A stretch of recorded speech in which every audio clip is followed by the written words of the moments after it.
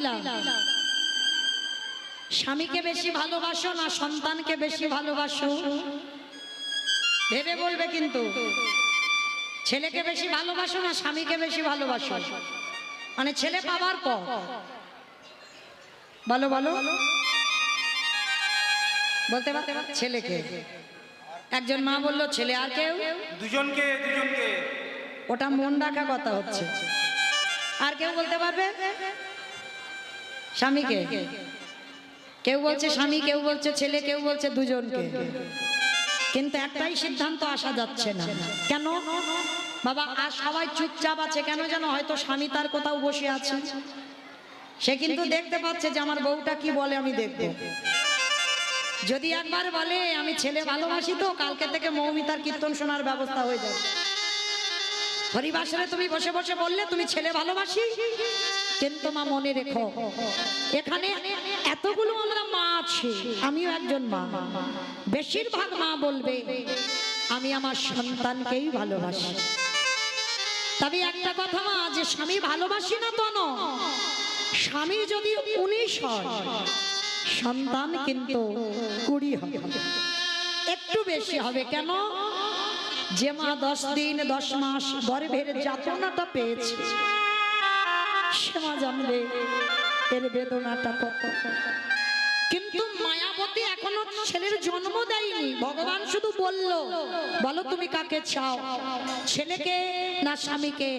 এক বাক্যে মায়াবতী বলেছিল আমি আমার স্বামীকে নয়, তুমি আমার সন্তানটাকে বাঁচিয়ে দাও। ভগবান দৈববাণী করলো মায়া তুমি তখন ছেলেটার জন্ম দাওনি, তার আগে তুমি তোমার ছেলেটাকে চাইছো কেন দয়াময়? আমি সন্তান চেয়েছি তো আমার জন্য নয়, আমার স্বামীর জন্য নয়, আমি তোমার সেবার জন্য সন্তান। তাহলে তোমার সেবার জন্য যদি আমার সারা জীবন বৈধব্য জ্বালা পেতে হয়, আমি হাসতে হাসতে রাজি দয়াময়। আমি যেন সারা জীবন ওই বৈধব্য জ্বালা পেয়ে এটুকু তো জানবো যে আমার ছেলেটা তোমার সেবার লাগবে। ভগবান দৈববাণী করে বললেন তথাস্তু তাই হবে। তবে মায়াবতী তোমার স্বামীকে ততদিন তুমি বেঁধে রাখবে যতদিন তোমার গর্ভটা তুমি লুকাতে পারবে। আর যেদিন তোমার গর্ভটা প্রকাশ পাবে সেই দিনই তোমার স্বামীর মৃত্যু হবে। বলেন মায়েরা, একটা নারী জীবনে কত বড় কঠিন পরীক্ষা। যেদিন থেকে মা অনুমান করেছে সন্তানের জননী, কাউকে কিছু বলে না, শুধু কিছু খায় না, ঘুমায় না, নিরজনে বসে বসে কাঁদে। কিন্তু মা জাতি কতদিন গর্ভ লুকাবে? 5 মাস। তারপরে তো প্রকাশ পাবে। হঠাৎ একদিন দ্বিজ ঘোষ ভর দুপুর বেলা বলল মায়াবতী, মায়াবতী এত আনন্দের কথা তুমি আমার একবারও বলার প্রয়োজন মনে করলে না? কেন তুমি আমায় বললে না? স্বামী বলে যাচ্ছে আর এদিকে দ্বিজ ঘোষ ঢুকরে ঢুকরে হরি বল মায়াবতী খাচ্ছে। আর ওই কাঁদতে কাঁদতে দ্বিজ ঘোষ প্রশ্ন করলো মায়া সত্যি করে বলো না তোমার কি হয়েছে, তুমি কেন কাঁদছো, কি হয়েছে তোমার? মায়াবতী আর থাকতে পারলো না। স্বামী তুমি তোমার এই গর্ভে সন্তানের কথা জেনে গেলে মানে আজই দৈব দুর্ঘটনায় তোমার মৃত্যু হয়ে যাবে। কথাটা বলা শেষ, হঠাৎ অজানা জ্বর এসে দ্বিজ ঘোষের শরীরে প্রবেশ করলো। হঠাৎ বুকের যন্ত্রণা, এত অসহ্য যন্ত্রণা, এত বুকের যন্ত্রণা হচ্ছে আর সহ্য করতে পারছে না। চিৎকার করে বলে বলেন মায়াবতী, মায়াবতী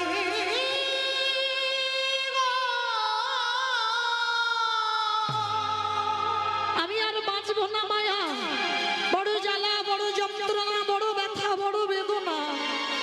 মায়া তুমি আমার এই মৃত্যুর সময় কথা দাও, যে সন্তান তোমার গর্ভে আছে আমার মৃত্যুর পর তাকে করে তুলবে তুমি কৃষ্ণ ভক্ত।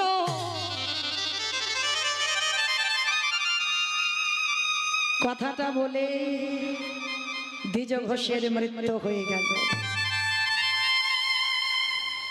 পাগলিনী হয়ে গেল মায়াবতী মা। স্বামীর মরা মাথাটা নিয়ে কাঁদছে। গ্রামের লোকজনেরা খবর পেয়ে গেল যে স্বামী মারা গেছে, দ্বিজ ঘোষ মারা গেছে। পাগলের মতো ছুটতে ছুটতে আসছে। ডাক দিয়েছিল, মায়াবতী তুই হলি দ্বিচারিণী, তুই হলি কলঙ্কিনী, তুই হলি অসতী। তোর গর্ভের পাপের কথা শুনেই তো তোর স্বামী মারা গেল। বেরিয়ে যা, আজকের রাত্রিবেলা তুই আমাদের গ্রাম থেকে বেরিয়ে যাবি। ও মায়েরা, সন্তান ভালোবাসি বলে এই নয় যে স্বামী ভালোবাসি না। এই জীবনে যতদিন তোমার মাথাতে ছাতাটা আছে ততদিন তুমি কিছু বুঝতে পারবে না, কিন্তু যেদিন তোমার মাথা থেকে ছাতাটা চলে যাবে চারিদিকটা তোমার অন্ধকার হয়ে যাবে। তবে মা এই নয় সকাল থেকে শুধু ভালোবাসি ভালোবাসি বললে ভালোবাসা হয় না। ভালোবাসা হৃদয়ে থাকার জিনিস। মায়াবতী কাউকে কোনোদিন বোঝাতে পারলো না যে আমার গর্ভের সন্তান পাপের সন্তান নয়। গ্রামের লোকেরা দূর দূর করে তাড়িয়ে দিচ্ছে। মায়াবতী স্বামীর মাথাটা নিয়ে কাঁদে আর বলে, দয়াময় আমি যদি একেবারে জানতাম তোমায় ভালোবাসলে এত কষ্ট পেতে হয়, তোমায় ভালোবাসলে এত ব্যথা বেদনা পেতে হয়, আমি কোনোদিনই তোমায় ভালোবাসতাম না।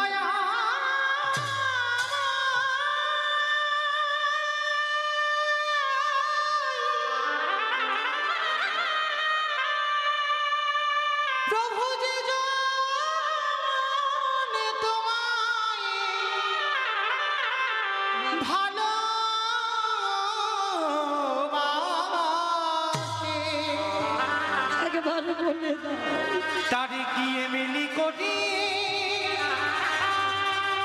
এমনি করে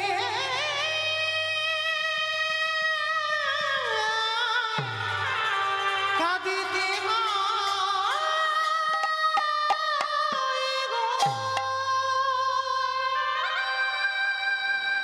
স্বামী মারা গেল আর স্বামীর মৃত্যুর পর কে বলবে? স্বামীর মৃত্যুর পর মায়াবতী বাবা যার বাড়িতে যায় সে দূর দূর করে তাড়িয়ে দেয়। কেউ খেতে দেয় না, খিদের জ্বালায় অনাহারে অনিদ্রায় গর্ভবতী মা বড় কষ্ট, বড় জ্বালা, বড় যন্ত্রণা। এক বাড়িতে মা কাজ পেয়েছে। গ্রামের শেষ প্রান্তে একটা বাড়িতে কাজ পেয়েছে। কোনো মাইনে নয়, কোনো বেতন নয়, সারাদিন কাজ করে আর খেতে দেয় কি জানো? ওই ভগবানকে প্রসাদী দেয়, একটা ছোট বাটিতে করে একটু প্রসাদী দেয়। ওই প্রসাদীটাই মা পায়। দেখতে দেখতে 10 মাস 10 দিন মার কোল আলো করে একটা ফুটফুটে পুত্র সন্তান এলো। কিন্তু মায়াবতীকে সমাজ করে দিল দ্বিচারিণী। মায়েরা যারা লক্ষ্মী, কালী, দুর্গা, সরস্বতী, মনসা, শীতলা ভক্ত তাদের পার আছে, কিন্তু যারা কৃষ্ণ ভক্ত একটু সাবধানে থেকো। কেন বললাম সাবধানে থেকো? যে করে আমার আশ তারে করি সর্বনাশ নয়।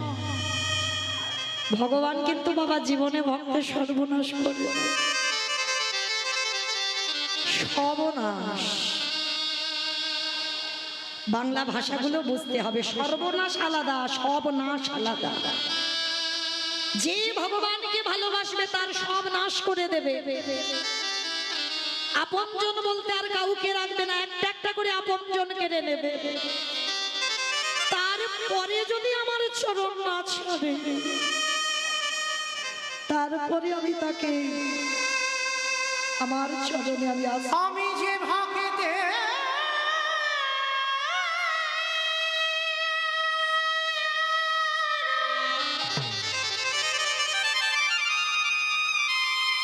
আমি যে ভাগেতে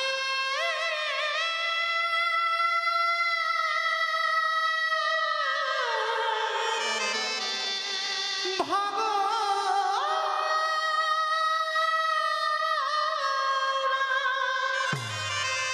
যে জনে নয়ন জানে কাদা প্রাণে আমায় ডাকে আমি যে সেই ভক্তের দানি বাধা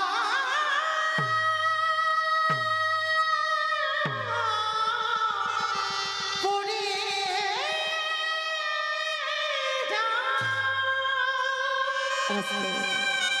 10 মাস 10 দিন পর মার কোল আলো করে একটা ফুটফুটে পুত্র সন্তান এলো। মামার ছেলেটার নাম রেখেছিল বিহারী লাল। ছেলেটার নাম রাখলো বিহারী লাল। আচ্ছা মায়েরা বলো তো, সন্তান তৈরি করে কে? বাবা নয়, মা। সন্তান তৈরি মা করে, বাবা কোনোদিন করে না। বাবা কর্মে ব্যস্ত, মা তৈরি করবে ছেলে।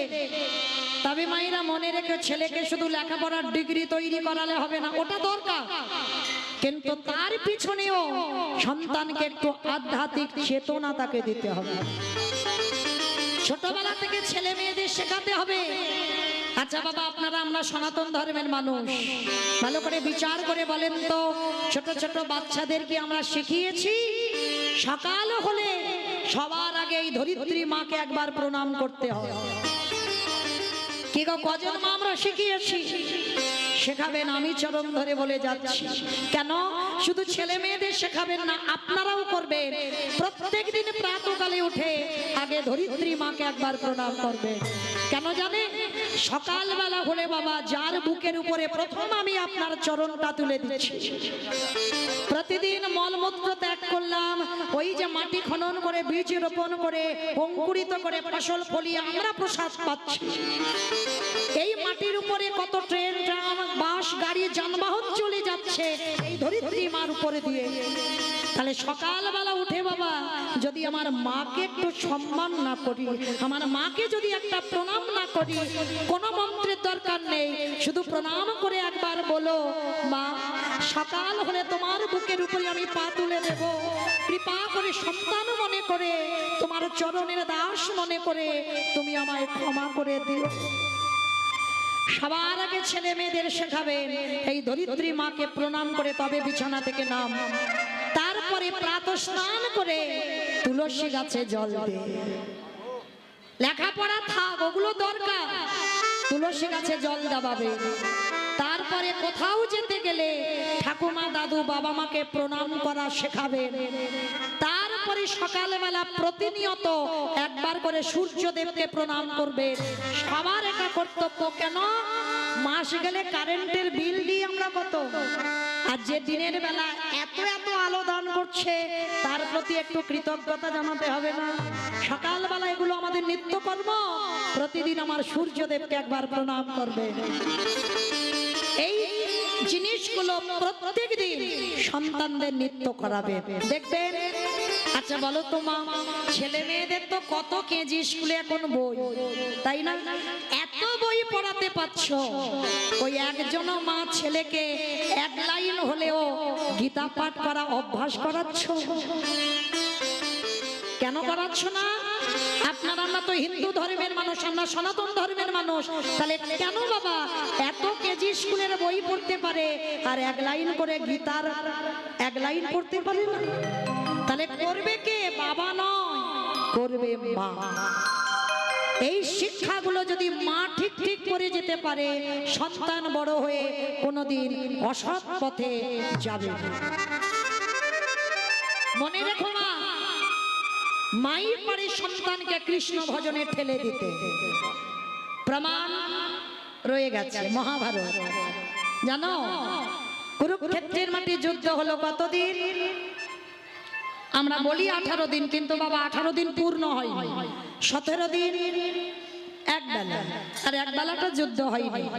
তো 17 দিনে যুদ্ধ হয়েছে। ভীম আর অর্জুন দুই ভাই বাবা ঝগড়া বেঁধেছিল। কি ঝগড়া? ভীম বলেছিল আমার জন্য জয়, অর্জুন বলেছিল আমার জন্য জয়। আর এই দুই ভাই আমার আমার করতে করতে দুই ভাই হাতাহাতি বেঁধে গেছে। ভীম বলছে আমার জন্য জয় হলো, অর্জুন বলছে আমার জন্য জয় হলো। আর দুই ভাই মানে একেবারে মারামারি বেঁধে গেছে। আর যেই না মারামারি বেঁধে গেল, পিছন থেকে একজন এসে খিলখিল করে হেসে উঠেছে।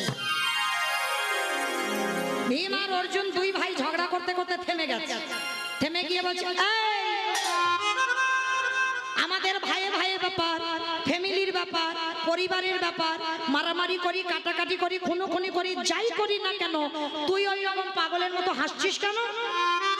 কি হয়েছে তো? তার পিছনে যে হাসছিল সে বলছে এই যে তোমরা দুই ভাই আমাকে চেনো না, কিন্তু আমি তোমাদের দুই ভাইকে খুব ভালো করে চিনি। ও বাবা, আমি ওকে চিনি না, ও নাকি আমাকে চেনে। এই আমাকে তুই কি করে চিনলি? বলে শোনো, তোমাকে চিনি, তোমার বাবাকে চিনি, তোমার দাদুকে চিনি, তোমার গোটা বংশকে চিনি। আমার গোটা বংশকে চিনিস? বলে হ্যাঁ, একটু মিলিয়ে নাও। বিষ্ণু থেকে ব্রহ্মা, ব্রহ্মার পুত্র অগ্রিব, অগ্রিবের পুত্র সোম, সোমের পুত্র বুধ, বুধের পুত্র পুরুরবা, পুরুরবার পুত্র আয়ুষ, আয়ুষের পুত্র নহুষ, নহুষের পুত্র যজাতি, যজাতির পুত্র যদু, যদুর পুত্র পুরু, পুরুর পুত্র জন্মেঞ্জয়, জন্মেঞ্জয়ের পুত্র গতিস্থান, গতিস্থানের পুত্র মনুষ্য, মনুষ্যর পুত্র চারুপাল, চারুপালের পুত্র রুদ্রাসন, রুদ্রাসনের পুত্র হৃদেশ, হৃদেশের পুত্র রক্তিনাথ, রক্তিনাথের পুত্র ব্যাভি, ব্যাভির পুত্র দুষ্মন্ত, দুষ্মন্তর পুত্র ভরত, ভরতের পুত্র ইক্ষ, ইক্ষর পুত্র সংবরণ, সংবরণের পুত্র সুধনু, সুধনুর পুত্র সহদ্র, সহদ্রর পুত্র জবন, জবনের পুত্র কৃতি, কৃতির পুত্র উপরিজবসু, উপরিজবসুর পুত্র জরাসন্ধ, জরাসন্ধর পুত্র সহদেব, সহদেবের পুত্র সমাচি, সমাচির পুত্র কুসুম, কুসুর পুত্র জম্ভ, জম্ভুর পুত্র সুরাত, সুরাতের পুত্র বিহরাত, বিহরাতের পুত্র আজুকানো, আজুকানোর পুত্র অগ্রধর, অগ্রধরের পুত্র দেব ঋষি, দেব ঋষির পুত্র ঋক, ঋকের পুত্র বিদিক, বিদিকের পুত্র পতিত, পতিতের পুত্র শান্তনু, শান্তনুর পুত্র বিচিত্র বীর্য, বিচিত্র বীর্যর পুত্র পাণ্ডব, পাণ্ডুর পুত্র ভীম, ভীমের পুত্র ঘটোৎকচ, আর ঘটোৎকচের পুত্র পিছনে যে হাসছিল নাম হলো তার বর্বরী।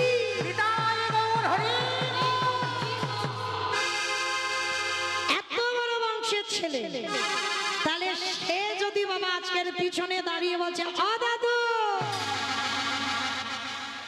তোমার ছেলে ঘটোৎকচ, আর ঘটোৎকচের পুত্র আমি বর্বরী, মানে ভীমের নাতি। ও দাদু, দাদু হ্যাঁ রে, তা তুই যদি আমার নাতি হলি, তা তোর দেহটা এরকম কাটা কেন, মাথাটা ভূতের মতো ঝুলছে কেন? বলে ওইটা তোমার কৃষ্ণকে জিজ্ঞাসা করো। কৃষ্ণ এসে হাজির। কৃষ্ণ, ও কৃষ্ণ, এ যদি আমার নাতি হয় তাহলে এর দেহটা কই? কৃষ্ণ বলছে শোনো, যেদিন তোমরা আনন্দ করতে করতে কুরুক্ষেত্রের মাঠে যাচ্ছিলে যুদ্ধ করবে বলে রওনা দিলে, সেদিন তোমার নাতি বর্বরী আমার রাস্তা অবরোধ করেছিল। অবরোধ করে বলেছিল কৃষ্ণ একবার যদি আমি দুর্যোধনের পক্ষ নিয়ে নামি, কোনদিন তুমি পাণ্ডবদের জয়ী করাতে পারবে না। তা কৃষ্ণ বলেছিল হ্যাঁ রে খোকা, তুই কত বড় বীর। বলে বলো কি প্রমাণ দিতে হবে? বাবা যেখানে দুইজনের কথোপকথন হচ্ছে, বিশাল বড় একটা বট গাছ। কৃষ্ণ বলছে তুই যদি বড় বীর হোস, একটা পান বট গাছে মারবি, আর একটা পানে যেন সব পাতা ছিদ্র হয়ে রিটার্ন চলে আসে।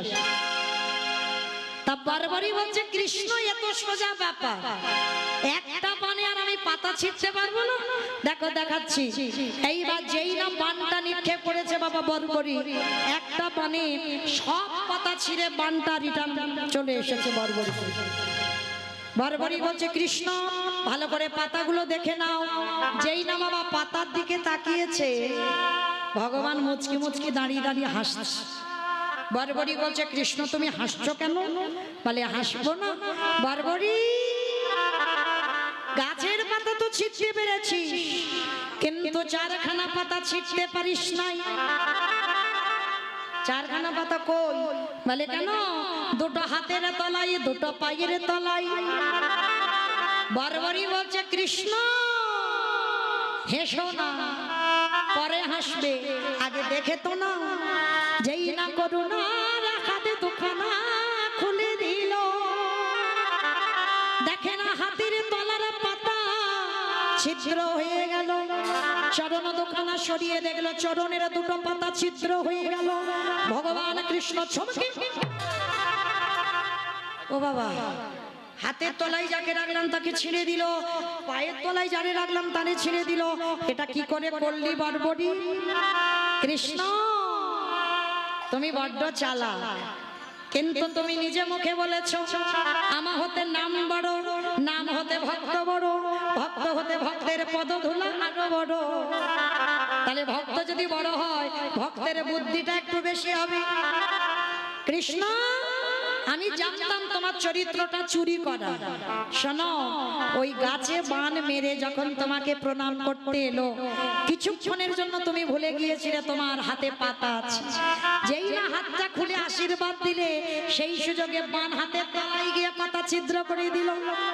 যেই না প্রণাম করতে গেলে পা দুটো সরিয়ে নিলে, পায়ের তলায় ওই বান গিয়ে পাতা ছিদ্র করে দিল। ভগবান বলে এ বেটাকে তো তাহলে মাঠে নামতে দিলে হবে না। এ বেটা যদি মাঠে নামে তাহলে 5 জনকে আমি জয়ী করাতে পারবো না। বর্বরী একটা কথা বলবো, তোর ভীম তো দাদু, তোর ভীম যদি তোর দাদু হয় তাহলে তুই দাদুর দলে না গিয়ে দুর্যোধনের দলে গেলি কেন? ওরা তো শত্রু। তখনই বর্বরী বলেছিল কৃষ্ণ এ প্রশ্নের উত্তর দেওয়ার টাইম এখন আসেনি, তবে আমি বলবো যদি কোনোদিন সময় পাই। ভগবান মনে মনে ভাবলেন একে মাঠে খেলতে নামতে দিলে হবে না। ভগবান ইচ্ছা করে সুদর্শন চক্রকে আহ্বান করলো। সুদর্শন চক্রকে আহ্বান করে ভগবান নিজের হাতে বর্বরীকের সঙ্গে যুদ্ধ করতে করতে বর্বরীকের মস্তকটা ছেদন করে দিল। আর ওই বর্বরীকের কাটা মুন্ডটা ধুলায় পড়ে ছটফট করে আর কৃষ্ণ কৃষ্ণ বলে কাঁদছে। তখনই ভগবান ছুটে গিয়ে বর্বরীকের মাথাটা নিয়ে বলেছিল বর্বরী তুই কৃষ্ণ ভক্ত কেন বললি না? তখন বর্বরীক বলেছিল কৃষ্ণ আমার মায়ের নাম হলো কামকালিকা, আবার অনেকে বলে বাবা মৌরবী। যেই কামকালিকা সেই মৌরবী, বর্বরীকের মায়ের নাম। আর সেই মৌরবী ছোটবেলা থেকে বর্বরীককে শিখিয়েছিল খোকারে যে পক্ষে তোর দাদুরা থাকবে সেই পক্ষে তুই কোনোদিনে যাবি না, তুই সর্বদা শত্রু দলে যাবি। কেন জানি যদি যুদ্ধ করতে করতে তোর যুদ্ধে মরণ হয়, তোর দাদুদের হাতে তোর মরণ হবে। আরে তোর দাদুরা হলো কৃষ্ণ ভক্ত, যদি একবার কৃষ্ণ ভক্তির হাতে তোর প্রাণ চলে যায় তাহলে তোকে আর অসুর কুলে আসতে হবে না, ও তুই দেবে লোকে চলে